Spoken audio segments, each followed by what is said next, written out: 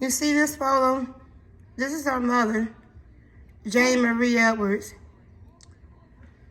She had 5 children, and one of her children, my sister, Kim Edwards, is the one that's being abused by the probate court system and by guardianship. Our mother worried day and night about not only our well-being, but about my sisters as well.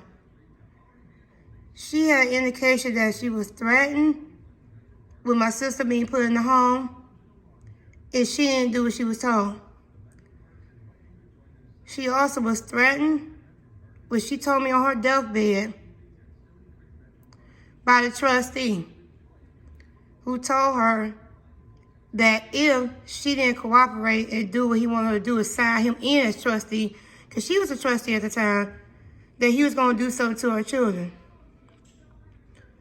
My mother contracted cancer in the uterus, and it's the clear cell kind, which is the kind that's rare, aggressive, and when I talked to the doctors, they told me they don't know where it comes from. And I couldn't figure for the life of me, why would she have this cancer when cancer doesn't even run in the family? So I did some research, and it turns out that stress can lead to cancer. And my mother was so stressed that she would stay up at night, not go to sleep, because they demanded keys to the house, which they did not need. She was so stressed, she talked about the court a lot, because she was fearful of what they may do to her and what they may do to her family. Because if they did something to her family, it was automatic that they did something to her, because she loved us so much. And my mother suffered and got surgery, went into remission, then it came back in about 2018. And when she could barely walk or get up, 2 people came out to the house from the court and wanted to see the room that she was in. But the problem was, my mother couldn't stand those people. So she told me to not let them come in. So I didn't. And they ran out of the court and said I was doing something bad to my mother because I followed her wishes. She didn't want to see them. So I didn't let them in the room. But Charlene Glover Hogan was the one that went to the court and said that I was on drugs, said I was an alcoholic, said I was violent, and indicated to the court that I was doing something wrong to my mother, when I've never even smoked a cigarette or tried weed or any other drug like that. I don't even like taking medication. I drank maybe a half glass of wine once or twice a year, if that. And I have not been violent. I've never been violent towards anyone. But she made these lies up to put me in a bad light, so they'll look at me as if I'm the bad guy, when in reality, she was the one, and still is the one, causing my family harm. They had me take all these psychological tests, which was humiliating. They had me take drug tests, which was humiliating. And it came back that nothing was wrong with me, except for the people at the court kept harassing my family, and my mother had just died. That's what was wrong with me. I had no drugs in my system, not violent whatsoever, but yet she portrayed me in this negative light.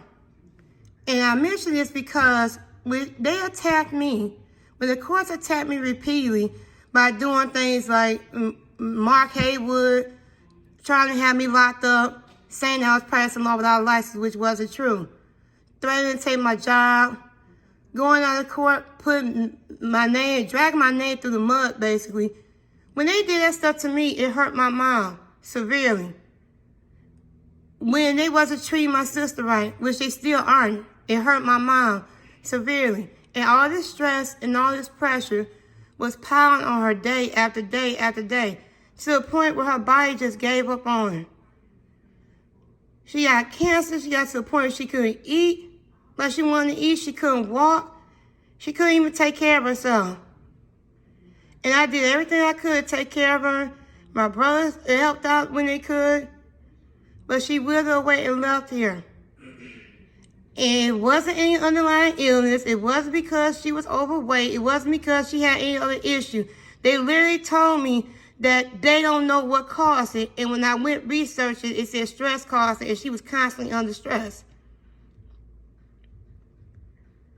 And now we have to live with the fact every day that we lost time with our mother, but she would have been here longer had they not stressed out so bad. You see this? This is my little niece, my sister's daughter, the one my sister brought to this world. That caused her all kinds of grief because she never got to know her real mother, the bubbly, fun-loving Kim, the one that always had a joke, always played practical jokes, loved to go out, outgoing, having fun, always be one of the people that walk in the room and make you laugh. She didn't get to know that version of her mom because somebody mistake took that from her. But the courts act like that wasn't enough. It wasn't enough that they took her mom away from her personality. They want to take her mom's freedom away too by sticking her in the courts and then just disobeying the law and not letting her have the freedom she's supposed to have. And not even giving a good reason for why they didn't do it. And she had to grow up not only not knowing her mom, but dealing with these courts too. And now she has a negative outlook on courts like this because of this. There was times when she would get scared when they was coming out here because she knew that they weren't going to do nothing but cause problems. She's almost grown now. But yet, it still affects her to this day, the way they behave and the way they act and the way they treat our family.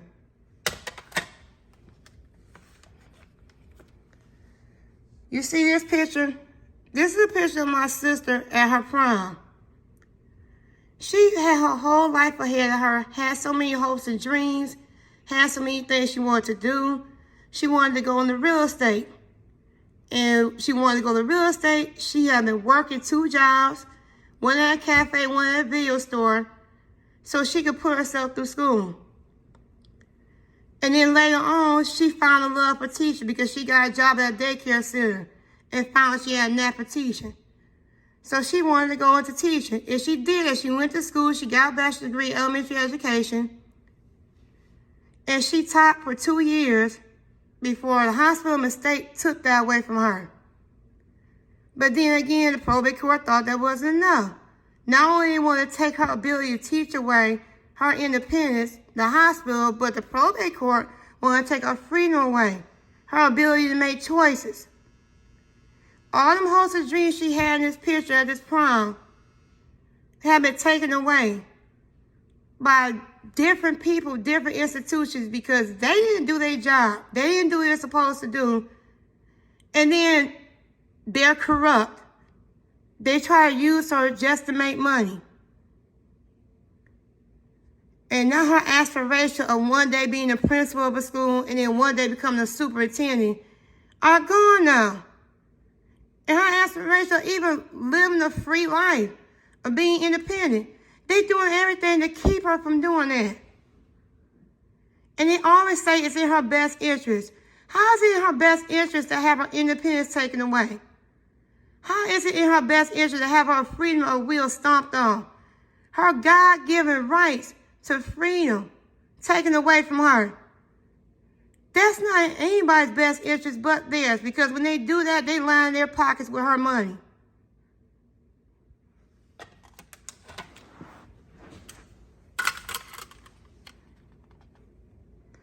This is a picture of me and her when we was kids. Again, had a whole life ahead of us, had all kinds of hopes and dreams of what we wanted to do with our lives, the family we wanted to have, everything we wanted to do, and they doing everything they can to crush it. This is why I work, fighting the probate court system, the corruption, the guardianship abuse, and they don't like me. And I don't care, to be honest, because I don't like injustice. I don't like bullies. I don't like liars. I don't like people that take advantage of people with disabilities or the elderly. And they do all those things and then some. So this is just more about my story. And I may continue to make videos about this. I hope it reaches somebody, that it helps somebody, inspire them to fight back. Inspire somebody to contact me. So maybe we can collab together. Because I know I'm not the only one. There's too many people in the news that had this stuff happen to them. Celebrities had this stuff happen to them. Had their freedoms taken away. All for other people can use them to make money. And that's the same thing that's happened to my sister. Because she got family support. And they don't obey the law. The law says alternatives are supposed to be used first. Family support, power of attorney, protective orders, advocacy, so on and so forth. But they want to completely ignore that and keep her in prison in guardianship. And then they like to punish those like me that speak out against it. I have been threatened with jail time. I have been threatened with having my job taken away. I had my pay suspended for no reason because people like Charlotte Glover Hogan went down to court and lied on me. I had panic attacks for years because one day I went down to court, I had a panic attack. No one offered me assistance. And then when I went to court, they laughed at me as if I was a joke because they said I presented too much for them to read. I was presenting evidence, which I was told what I'm supposed to do. The opposing side had no evidence. They just go down there, literally lie with no proof, and then they just let them slide with it. All of them down there, to me, that I had experience with anyway, are corrupt. It's at the Wayne County Probate Court. And I want to get the word out to anybody that I hear and listen so we can do something about it. Because this can happen to anybody. And I talked to more than one person that said people don't want they motivated to do anything about it or to get involved to make a difference. Anybody can end up in probate court. If you live long enough, you're going to get old. Everybody is. And you get old, you get in danger of being put in probate court, whether you're ill or not, whether you're disabled or not. They have put people in probate court with absolutely nothing wrong with them and lied and said something was wrong with them to make money off of them. Same thing with people with disability. People live long enough, unfortunately, some people end up with disabilities. They end up with disabilities, they automatically try to ship you off to get guardianship. And don't even tell you what your options are. Even though people have family and friends that love and support them, they ship them off to guardianship anyway. Or they'll lie on them people and say they're abusing them when they're not. Or just assassinate their character, which is what they attempt to do to me. And they can't say I'm not educated. Although being educated has nothing to do with it. Because you're a guardian, all you got to do is be old enough and willing to serve. I have degrees in social work. I have a master's degree in social work. Matter of fact, here's my picture when I graduated and got my master's degree in social work. I got an MBA. I have a Juris Master's in American Legal Studies. And I'm working on my Juris Doctorate so I can become an attorney and fight crooked attorneys like the ones I've been dealing with. To fight crooked judges, crooked agencies, anyone that's out there that thinks it's okay to take advantage of people with disabilities and put them on the guardianship or in any fashion. I'm going to school when I'm in my second year of law school so I can put a stop to this, or at least help put a stop to this. So I hope this video reaches somebody and helps them. And maybe we can help each other.